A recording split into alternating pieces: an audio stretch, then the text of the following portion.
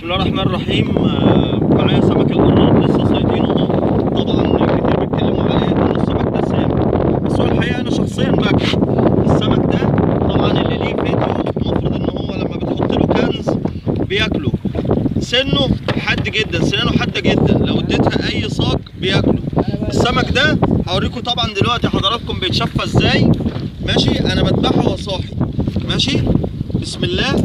ماشي، وهذبح اهو، بسم الله. ذبحت اهو الكلام ده من اخر حته بعد الراس. طبعا برضو بيفضل صاحي على فكره. وبشفي بالشكل ده كده، بشيل الجلد والراس.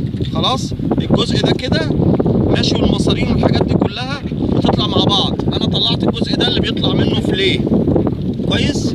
ماشي، طبعا بصراحه كده السمك ده انا بعتبره فياجرا طبيعيه. في ناس بتقلق وبيقولوا انه سام، بس اليابان هي الاكله الاولى عندهم. هو على كده خلاص ده الجزء اهو شطف وبقى بالطريقه دي، وانا شخصيا باكله. طبعا ايه، هو قوي جدا، بص تحس صاحي لسه رغم انه ايه اتذبح واترمى الجزء اللي سام منه والجلد وايه. لكن انا صراحه بلاقي انه طعمه